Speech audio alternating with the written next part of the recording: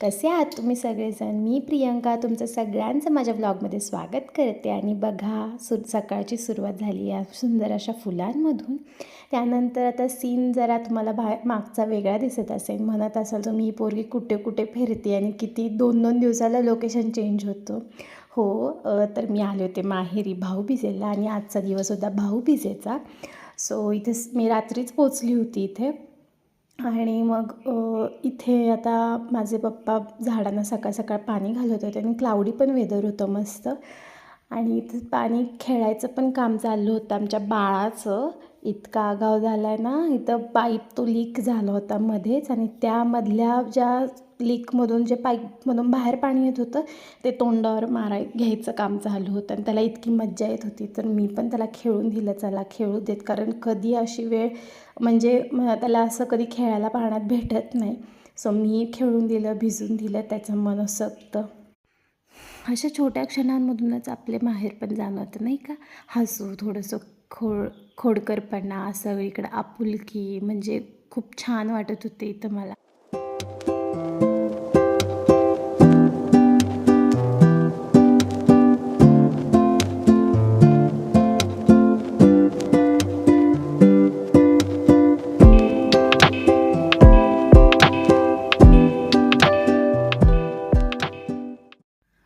चला तर मग आज भाऊबीजेच्या दिवशी आमचा प्लॅन होता चिकन बनवायचा. सो इथं मी पुदिना काढायला आले होते. पुदिना असा मस्त बागेतला फ्रेश काढायला पण मज्जा वेगळीच असते. कोणी मज्जा अनुभवतं मला माहीत नाही, पण मला खूप भारी वाटतं असं बागेतलं असं छोट्या गोष्टी आणून फ्रेश करणं. सो इथं मी सगळा पुदिना काढून घेतला होता. सो इथे ना तुम्ही फ्रेशनेस बघू शकता माझ्या हातात. किती फ्रेश पुदिना होता ना, इतका सुंदर असा ग्रीन असा. माझ्या सिटीमध्ये म्हणजे मी मागवला किंवा आणला तर असं कधीच फ्रेश मिळत नाही. सुरुवातीला घरातच बनवायचं असं ठरवलं होतं, पण सगळ्यांनी एकदम ठरवलं की चुलीवर बनवूयात. चला तर मग आता चूल तर झालीच पाहिजे. मग मस्त अंगणात आम्ही अशी पप्पांनी चूल मांडली. त्यामध्ये लाकूड पण मस्त पप्पांनी शोधून आणलं, कुठून आणलं माहीत नाही, पण फक्त मी म्हणाले म्हणून ते लाकूड घरात आलं आणि मस्त चूल पेटली होती. त्यांनीच मला पेटून दिली होती. मी काय एवढी एक्सपर्ट नाही त्या चूल मांडण्यामध्ये किंवा जळण्यामध्ये, पण इथंही माझं ते त्यांनीच मला मदत केली आणि मस्त मी इथं चिकन जे आहे ते मी इथं शिजवायला टाकत होते. खूप सारं वारं होतं, चूल काही राहत नव्हती, पण खूप स्ट्रगल करून आम्ही चूल पेटवली होती. सो त्याच्यामागचं भरपूर काही स्ट्रगल होता जो की मी दाखवला नाही. चला तर मग इथं आपण आता सुक्कं चिकन शिजायला टाकूयात.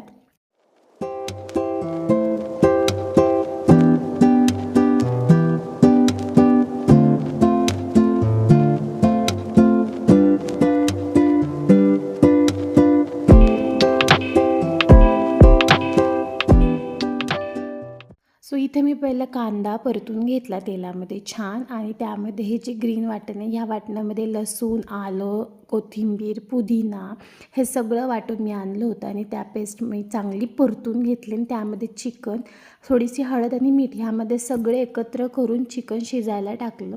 सो इथं माझं चाललं होतं आळणी बनवायचं, कारण आमच्या घरात आळणी पण लागतं आणि मोस्ट प्रोबॅबली मला हार्दिकला आळणीचा भात करायचा होता, म्हणून मला आळणी काढणं गरजेचं होतं.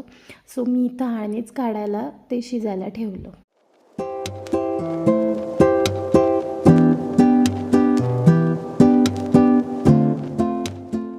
सो इथे मला मम्मी मदत करायला आलीच होती, कारण मला माझ्याच्याने ते धूर आणि ते सगळं सहन होईना. बापरे, कसे जुनी लोक चुलीवरती काम करायची मला माहीत नाही. हा माझा फर्स्ट अटेम्प्ट होता चुलीवरचा. सो इथे मम्मी आणि पप्पा गरजेचेच होते, कारण माझ्या एकट्याला हे होणार नव्हतं. सो आता इथे मम्मी मदत करायला आली सगळ्या गोष्टींना.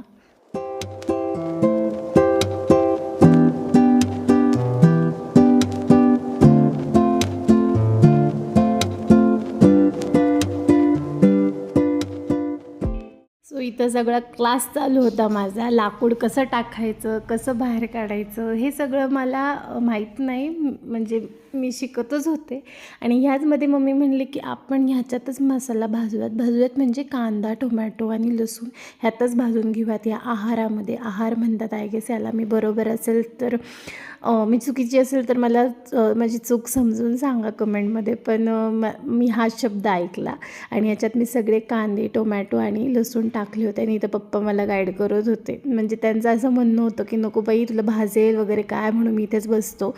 चला, वडील ते शेवटी मुलीची काळजी करणारच. सो तिथे इथं बसून मला सांगत होते की असं कर तसं कर.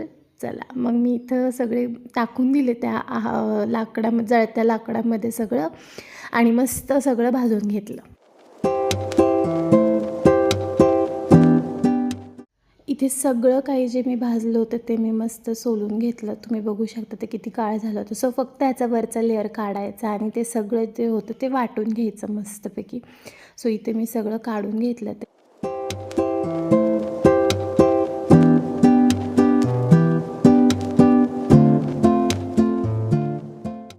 सो इथे मला मम्मी सांगायला आले की सगळंच काळं काळं काढून टाकू नकोस, त्याच्यातही चव असते. ज्याचं चुलीवरच्या जेवणाला टेस्ट येते. सो थोडंसं ब्लॅक पण कवर घ्यायचा, जो की फारच ब्लॅक नसेल असा घ्यायचा, जेणेकरून टेस्ट करपट लागणार पण नाही. सो इथेही मम्मी तेच सांगून गेले नाही, तसं मी काढलं सगळं त्याचं. सो आधीच्या पातेल्याला ना आम्ही ती माती लेपली नव्हती. सो त्याच्यामुळं पूर्ण पातेलं जे झालं होतं ते ब्लॅक झालं होतं. सो आता नेक्स्ट मला कढई ठेवायची होती मसाला भाजायला. त्यामुळे मी इथे सगळी माती त्याला लावून घेतली त्या कढईला, जेणेकरून ही कढई तरी माझी वाचेल, म्हणजे मम्मीची. सो इथे माझं तेच चाललं होतं की त्याला माती लावायची, जेणेकरून भांडं काळं होणार नाही. मसाला मी भाजला होता चुलीमध्ये, मसाला म्हणजे कांदा, टोमॅटो वगैरे ते सगळं मी वाटून आणलं आतमधून मिक्सरवरती आणि ते सगळं आता तेलामध्ये छान परतून घ्यायचं. आणि तोच मसाला जे आळणी केलं होतं ना आपण, त्याच्यामध्ये टाकून उकळी घ्यायची छान एकदम. जेवढं पाणी तुम्हाला एक्स्ट्रा टाकायचं असेल ते पण तुम्ही टाकू शकता.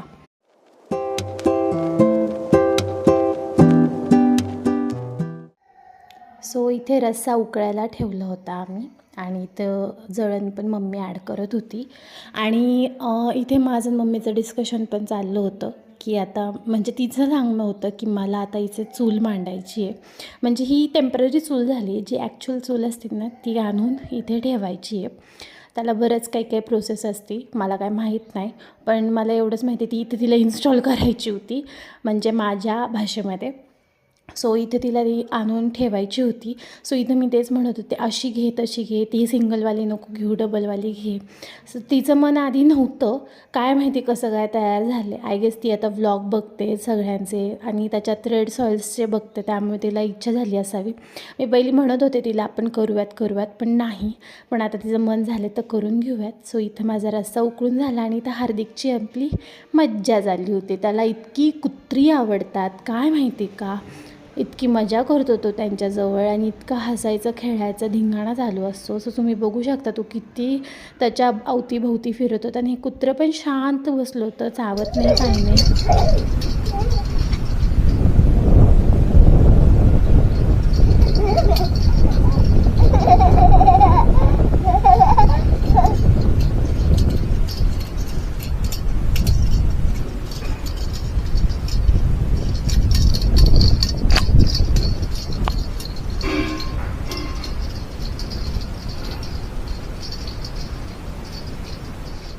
चिकन वगैरे सगळं रेडी झालं होतं, सुक्कं पण झालं होतं. सुक्क्याचे शॉर्ट्स मी काय घेतले नाही, हार्दिक झोपेतून उठल्यामुळे ना ते पॉसिबलच झालं नाही. सो इथं मी ताट वाढायला घेतलं. मस्तपैकी मी मस्त ताट वाढलं. चिकन, सुक्कं, कांदा, भाकरी. युज्युअली आम्ही भाकरीच खातो चिकनबरोबर, चपाती आम्हाला कुणालाही आवडत नाही. आणि भाकरी कसं चुरून खाता येते मस्तपैकी त्या रस्स्यामध्ये, सो आम्ही भाकरीच प्रेफर करतो. आणि इथं आळणी भात बनवला होता हार्दिकसाठी. सो तो तुम्ही बघितला नसेलच, कारण मी तो आतमध्ये बनवला, बाहेर बनवलाच नव्हता. सो तोही मी वाढून घेतला. मस्त ताट तयार झालं. मस्त आम्ही जेवण करून मग मी त्याला माझ्या भावाला ओवाळून घेतलं. तो काही कॅमेरा फ्रेंडली नाही, सो मी तर शूट घेतलं नाही. पण इथं मी गपचूप त्याचे शॉर्ट्स घेतले. रात्री आम्ही फटाके वाजवत होतो हार्दिकला घेऊन. सो इथं तो मस्त त्याला घेऊन फटाके वाजवत होता आणि हार्दिक पण इतका एन्जॉय करत होता. एकदम मला माझे दिवस आठवले. म्हणजे मी माझ्या लहानपणी दिवाळी, कुठलीच दिवाळी मी माझ्या घरी साजरी नाही केली. मी प्रत्येक वेळी मामाच्याच घरी साजरी केली आणि तिथे पण मला भरपूर फटाक्याने लाड व्हायचे. तसेच हार्दिकचेही होतात. सो इथं मस्त आम्ही फटाक्याचे शॉट्स घेतले वाजवताना.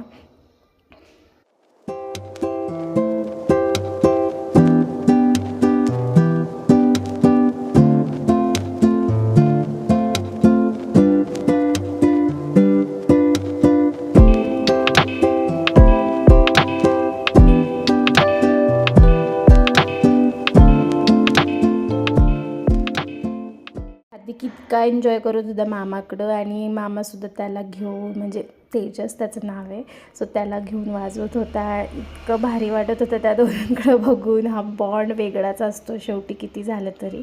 नंतर मग हार्दिकलासुद्धा हातात फुलबाजी घ्यायला शिकवले, मामाने शिकवले. मी नंतर घेतले त्याला. म्हणजे तुम्ही मागच्या व्लॉगमध्ये बघितलं पण असेल, तो खूप घाबरत होता. पण आज तो जरासा फ्रेंडली झाला होता या फटाक्यांमधून. काय म्हणजे चला थोडीशी प्रोग्रेस झाली होती. आणि त्याच्या मामाने जेवढे फटाके किंवा त्याच्या बाबाने दोघांनी पण जेवढे फटाके आणले होते त्याचं सार्थकी लागलं. म्हणजे तो घाबरत नव्हता आणि वाजवायला सुरुवात आणि एन्जॉय करत होता. आणि त्याच्यानंतर तोंडावरचे एक्सप्रेशन तुम्ही बघू शकता, तो किती एन्जॉय करतो. ते सुद्धा मी शॉर्ट घेतले. सो बघाच तुम्ही.